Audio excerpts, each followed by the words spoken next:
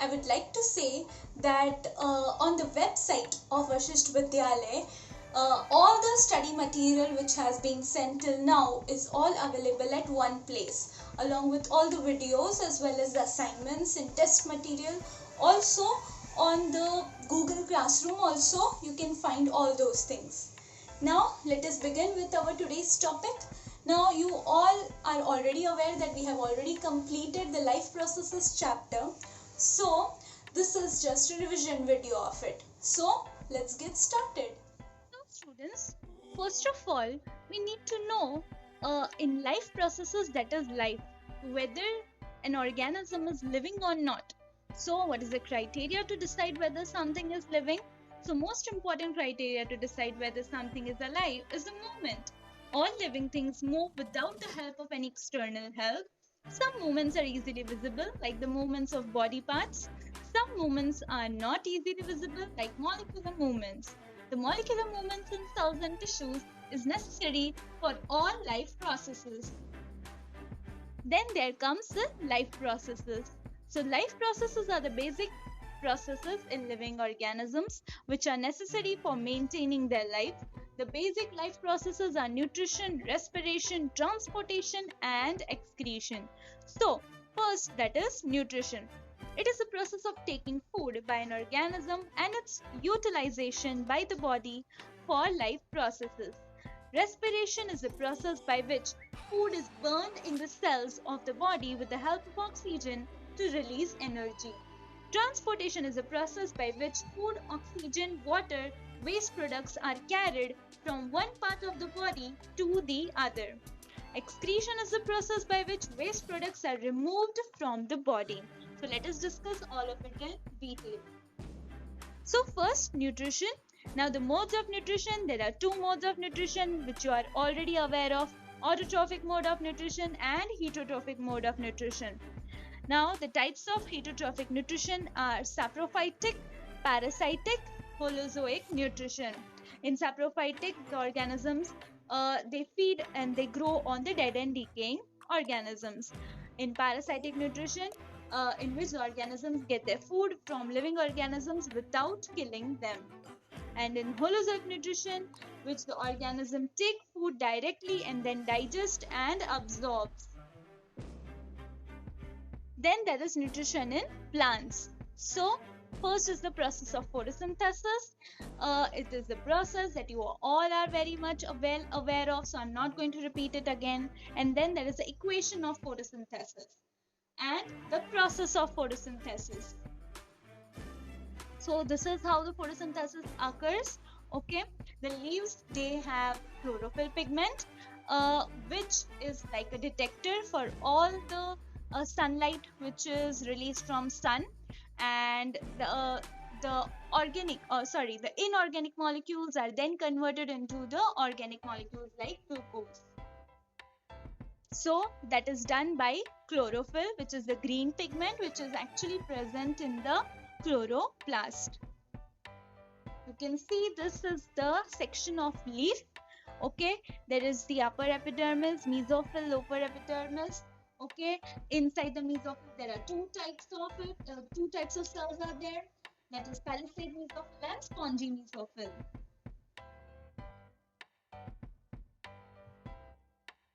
This is the structure of chloroplast, and this is the stomata open to allow carbon dioxide to enter a leaf and water vapor to leave. These are the stomatal openings which are present mainly on the lower surface of the leaves. You can see them. Surrounding the stomatal opening there is guard cell. Mainly the stomata are responsible for transpiration. So students, now next there are some activities which are already given in your textbooks, so you can see through them. First, there is an activity to show the chlorophyll is necessary for photosynthesis. Then an activity to show that carbon dioxide is necessary for photosynthesis. And next is the nutrition in animals. Now first is the nutrition in amoeba, which follows the holozoic nutrition. Now as you all know, amoeba is a unicellular animal living in water. It takes in food by forming finger-like projections called pseudopodia and forms a food vacuole. Inside the food vacuole, the food is digested and absorbed, and the undigested food is then sent out through the surface of the cell. Next is the nutrition in human beings. Now, nutrition in human beings takes place in the digestive system. As you all know, we have already discussed what is the digestive system, how the digestion occurs, and which are the main organs of the digestive system, and what is the difference between digestive system and alimentary canal. So, a quick view of what is a diagram of digestive system, which you all need to remember it and practice it. So these are the different parts of digestive system. There is mouth, stomach, then the upper part of the small intestine, then there is the main small intestine, there is large intestine. Okay, next moving on to respiration. So respiration is the process by which the food is burned in the cells of the body with the help of oxygen to release energy, which you all know. Right, so the respiration can also be occurring in two types, that is aerobic and anaerobic respiration, which also again we have already discussed. Right, aerobic, which occurs in the presence of oxygen, and anaerobic, which occurs in the absence of oxygen. And then there is a breakdown of glucose by various pathways. Glucose is first converted into a 3-carbon compound, that is a pyruvate, and then whether it can be aerobic or anaerobic. Then there is respiration in humans. This also we have already discussed. And what are the different parts of the respiratory system in humans? You can all see there is nostril, nasal cavity, pharynx, larynx, trachea, bronchi, bronchioles, lungs, and diaphragm. So air enters through the nostrils, the hairs and the mucus traps the dust particles. It then passes through the pharynx, larynx, trachea, bronchi, and it enters the lungs. The trachea has the rings of cartilage which prevents it from collapsing when there is no air in the trachea. The bronchi divides into smaller tubules called bronchioles. The alveoli is supplied with blood vessels through which exchange of gases takes place. The alveoli helps to increase the surface area for the exchange of gases. There is the mechanism of breathing. When we breathe in air, the muscles of the diaphragm contracts and moves downwards, and the chest cavity expands and the air enters into the lungs. When we breathe out, the muscles of the diaphragm releases and relaxes and moves upward, and the chest cavity contracts and air goes out of the lungs, and hence that is the mechanism of breathing. Then there is transportation. Now mainly the transportation occurs in humans, that is the circulatory system, right? Blood is very important part of it. Blood transports food, oxygen, and waste products. It consists of plasma, RBCs, that is red blood cells, WBCs, white blood cells, and platelets. Plasma transports food, water, and carbon dioxide, nitrogenous gas, waste, etc. And RBCs, obviously they transport oxygen as they contain hemoglobin, right? Then there are arteries. Okay, arteries carry pure blood from heart to all parts of the body except the pulmonary artery, whereas veins carry pure blood from all parts of the body to the heart except the pulmonary vein. And then there are capillaries, which are very narrow blood vessels which connects the arteries and veins together. The exchange of food, water, oxygen occurs through the capillaries. And heart. So heart is a muscular organ which pumps blood to all parts of the body. It has 4 chambers. The upper chambers are known as atria or atrium, and the lower chambers are known as ventricles. Upper chambers can also be known as auricles. Okay, so since the ventricles pump blood to the different parts, different organs, its walls are thicker than the atria. The right and the left chambers are separated by a septum. It prevents the mixing of oxygenated and deoxygenated blood. The atria and ventricles have valves between them to prevent the blood flowing backwards. This is the working of heart, which we already have discussed. So, students, a quick question. How does the circulation of heart, blood occurs in the heart? It is also known as a double circulation, and I hope you know the answer of it. So students, here it is the working of the heart, which we already discussed in our first video only.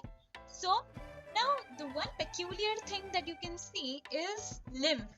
Now I hope you remember from the 9th standard what lymph is. It is one of the connective tissue, just like blood. It is a fluid connective tissue, but it is a colorless fluid which is present in the intercellular spaces. It is formed from the plasma which escapes from the capillaries.